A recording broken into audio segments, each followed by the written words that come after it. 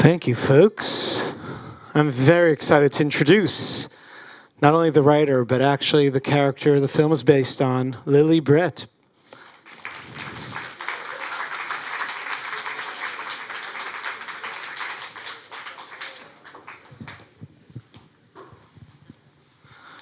Thank you so much. Thank you for being here. Folks, I will remind you two important things. One, tell all your friends about this film opening in theaters this weekend. Two, the book is for sale. It has been retitled as Treasure based on the movie. And there's a QR code right outside where you can scan and get the book. So be sure to do that. Lilly, thank you so much for being here. And I'd love to hear from you a little bit about how this process went from your story that was so personal that then became this beautiful film here. Well, I was lucky enough to meet Julia von Heinz, the director, and... Hold the microphone this way. This way? Okay. Is that better? I was very lucky to meet Julia von Heinz, the director, and 5 minutes after I met her, I could see her passion and her compassion and her intensity. She wanted to make this movie, and I knew she would get it done. It took 10 years, but she got it done, and I'm very proud of it. I think it's a movie that is so true to what happened, and it's a movie that's part of my life. Both of my parents were imprisoned in Nazi ghettos, labour camps and death camps. My mother had 4 brothers, 3 sisters, a mother and father, aunts, uncles, cousins, nephews and nieces. All of them were murdered. And most of my father's family were murdered too. I grew up, we were refugees to Australia, and I grew up in a community where the air was dense with grief. And even when I was small, I knew something terrible had happened. I was one of the first group of children born to people who survived death camps. And my parents were an unusual statistic. 2 Jewish people who were married before the war, who each survived. So this subject the whole subject is part of my life. You know, it's the single most defining aspect of who I am.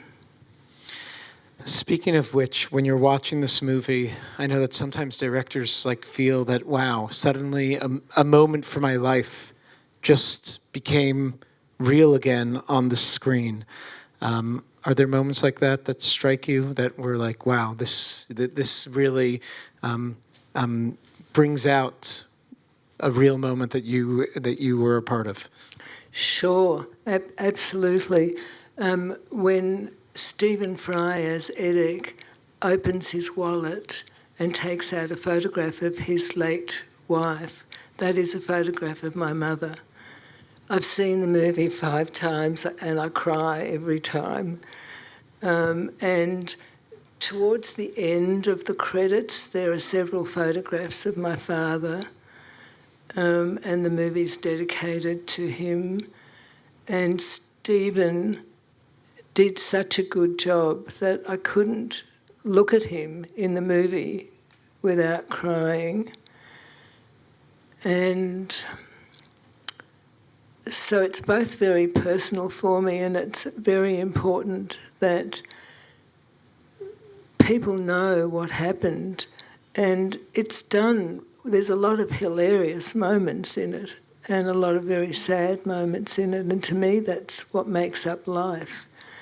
You know, you have to both cry and laugh. Did you get to meet the actors before the film and in any way train them for their roles? No, I didn't train them, but I met them. We were on the set for a few weeks in Berlin, but also I had some Zoom calls with Lena Dunham, and I think that was very helpful to her. And we got on very well because we were talking about neuroses, and that's a really good subject. And I said to her, I've had 3 analysts on 2 continents, and she liked me straight away. So, I've probably also had every anxiety symptom known to mankind. And luckily, as I've become older, they've semi-disappeared. But we just had a lot in common. And it's so easy. It was so easy to get on well with her. She's wonderful. She's very, very warm, signs all her emails, I love you forever. I mean, how can you not adore somebody who writes that they love you forever? Very sweet. And they both did a fantastic job. I thought Yes. both. I've seen them also in different roles, and this was a departure for both of them. Oh, yes. Stephen Fry had a little bit of Tevye from Fiddler on the Roof. Anybody else feel that? Some of the accent, the beard, the big guy. Maybe he'll do Broadway someday. But he's fantastic. Where were the scenes that was the most departure from what happened, where you were like, oh, no, that wasn't like it at all? There weren't many scenes like that. However, there were scenes in which Lena Dunham did things, and I thought, oh my God, did I do that? And I knew I had done it. Like Lena's bringing all this sort of tin-dried food to breakfast, not to breakfast and lunch. And I thought, oh, what was wrong with me? Why was I carrying all this food around? I was actually stopped by Austrian customs who examined some dried carrots. And they wouldn't believe they were dried carrots. And he said, you think we got no carrots in Vienna? And I said, no, I just like dried carrots. But watching Lena put all those jars down, I thought, oh, what was I doing? And of course, I think one of the most dramatic moments, and this will be my last question, I'll be happy to take questions from the audience to make you a part of this conversation. But of course, visiting the family house that was your family's house, and the whole negotiation with the family that lived there. Can you tell us a little bit about that in your reality? Well, I think that almost all Jews, Poland had the largest number of Jews in Europe, and the Jews made up 9.5% of the Polish population. And I think the majority of them died, but the ones who didn't die, nothing was left, and everybody was very... The first time I went there was in 1981 or 1982 with my husband, and the first thing, we luckily had a guide because she was very tough and put her foot in the doorway because people answered the door with 1 inch of space, and everybody said, it's no use having this block. Nobody pays their rent. The building's falling apart. That's all they cared about. So it was very, very emotional because I'd only ever seen my parents, in a DP camp when I was little, and in Australia where they really tried to fit in. But my father came from a very wealthy family, and in Australia suddenly he's working in a factory. And my mother was about to start medical school. She wanted to be a paediatrician, and suddenly she's working behind a sewing machine in a factory. So it was a very, very, they were out of place. I'd never known them in place. And so when I went with my father, despite everything that was complex about it, my father looked at home. He was speaking Polish with everybody, and everybody's saying what a beautiful accent he's got. He's got this beautiful accent because he's speaking archaic Polish. He hasn't been in Poland for 50 years or something, and so he's speaking like a sort of wonderful gentleman who hasn't sort of caught up with the local slang or anything. And so seeing him there, and then I had also only ever seen Poland as an abstract stretch of horror, and I'm somebody who had travelled a lot. I was a journalist when I was very young, and I travelled a lot, and it never occurred to me that Poland was a real place that I could still go and see. And that was very important to me, and I felt I went to Auschwitz on the same trip. This was not the trip with my father, because it took my father quite a while to agree to go. And my father, who lived with us in New York, went back to Australia for a while, and then finally he said to me, "Okay, I'll come to Auschwitz with you. Pick me up on the way." I had to try to explain to him that Australia was not on the way to Poland, and could I please meet him at Warsaw Airport? So it ended up being quite a wonderful trip, because my father had a lot of pain, but he had this extraordinary comfort of his homeland, which was really very strange. And my dad was not somebody who hated people. He said to me, "I must never, ever hate." My parents had a set of rules for me that were ironclad. I had to be a good person. I'm 6 years old and walking to my first Australian school wondering, am I good enough? I was taught not to hate people. My father said, if you can hate one person, you can hate a million, which when I was very young was a bit hard to grasp. But I think that whole experience for me showed me their lives, the lives my mother had, the lives my father had. And I've often thought, I wouldn't wish anybody any ill. But I've often thought that because I grew up with my parents, I'm a much better human being than I might have been. I think in Poland I might have been a very spoiled Jewish princess. Thank you. I have many more questions to ask, but I really want to make the audience a part of this. Caroline's coming around with a microphone.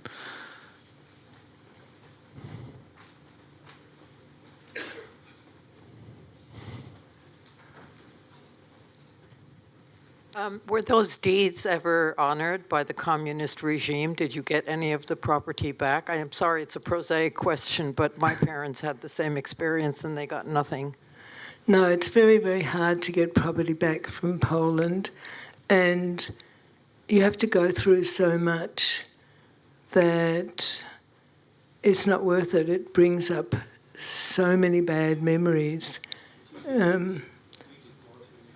I didn't want my father to do it. I didn't want him to go through it. And we had a lot of property, and my father thought it should go to the grandchildren, but I didn't want it. We have another question up here. Thanks. What an incredible film. Very touching, especially for me personally. Oh, thank you. Yeah. Along the lines of the treasure, if not the deeds and the property, how much of the storyline is true about the sentimental items? Did you actually find the porcelain and the silver when you visited? I think that we were not the only ones who found their possessions in the homes of Polish people. It was just unfortunate, to say the least, that they kept them, even though they thought, when I first went into my father's building, his family occupied the entire apartment block. People thought I was coming to get the house, the building, and they didn't know that I was weeping, walking up the stairs. I was touching the staircase and the walls and touching my face, because I kept thinking about all the family who must have walked up and down these stairs every day. And I'd never had relatives. You know, this was my father's whole family, a very big family. And trying to get the building was the last thing on my mind. Poland was still under communist rule. Everyone was very poor. And all I wanted to do was see where they lived. Did you come away with any tangible souvenirs? I came away with what I wanted, not what I didn't want. And I also came away with just this enormous feeling that I had at last been close to all the relatives I never met, you know, and that was for me huge. I cried from the moment I got onto Lot Airways, not the best airline in the world. But I just cried and cried because I was going to Poland, and I cried all the way through the trip. Our guide, who was very, very nice but very tough, told me, when are you going to stop the crying? I didn't know when I was going to stop crying.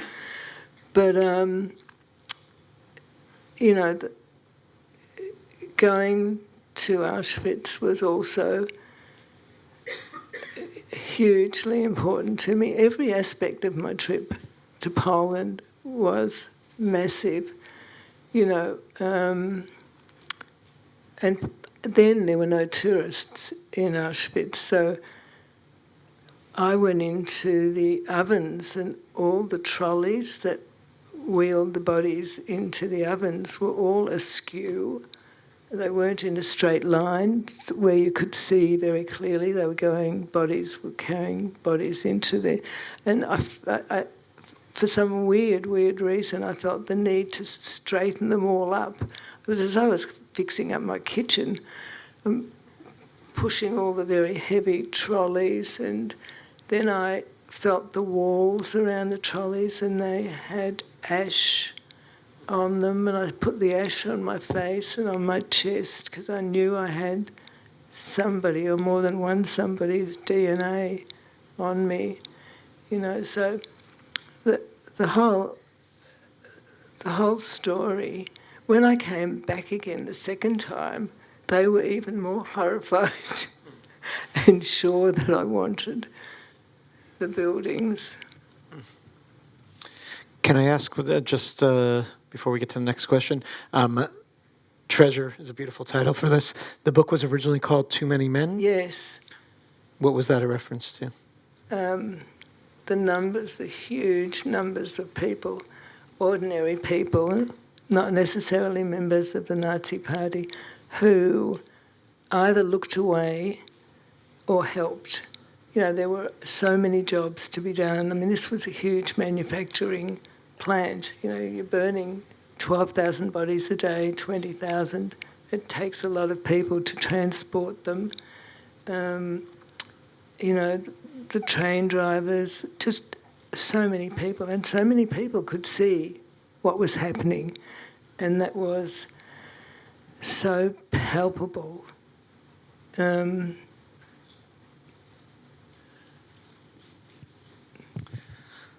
have a question up there. Growing up in Australia, was there education in the Jewish community on the Shoah? And did you connect with the children of any other survivors? Yes, because we were quite an unusual population, Jewish population. in the fact that there were very, very few Jews in Australia before the war. So the bulk of the Jews, 90%, were post-World War II refugees. And every one of us, my parents were in death camps, but whatever you were doing, whether you were in labour camps, in ghettos, in hiding, posing as an Aryan, any Jew who was in Europe during the Nazi era, none of them had a picnic. So, I lived in one room with my parents, and it was a 5-room house, so there were 4 other families each, and I don't mean a 5-bedroom, I mean 5 rooms and a kitchen and a bathroom, and 4 other families, and the grief in the air was thick. You could just feel it. And I was the first person to learn to speak English. It was the thing my parents most admired about me. They would say, "Look at what a good English she speaks." Probably even when I was 20 and a journalist. Let me ask one last question before we finish up. Why is it so important to tell the story now to you? Why, at some point, is it important to tell the story why now? should people be seeing this film, reading this book at this point? Because I think that it's very, very important to know what happened. People's eyes glaze over if you use the word Holocaust. I started using the phrase the Nazi era, which made people much more interested. And I think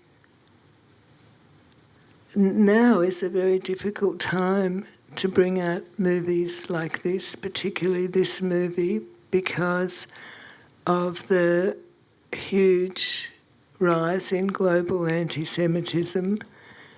And I think the more people who see it, we need Jewish people and non-Jewish people to understand what genocide is and what the Holocaust meant. That there are so many of us. In Europe alone, there were 15.5 million Jews. Now that's how many there are in the world. So we lost so many of us. And, the never again, I always thought that would be never again, and now I don't. But it's also, it's a funny movie. It's real life, because in real life you feel pain and you feel laughter, and that's very, very important. And as I said at the beginning that it's one of the things that makes this film extremely accessible.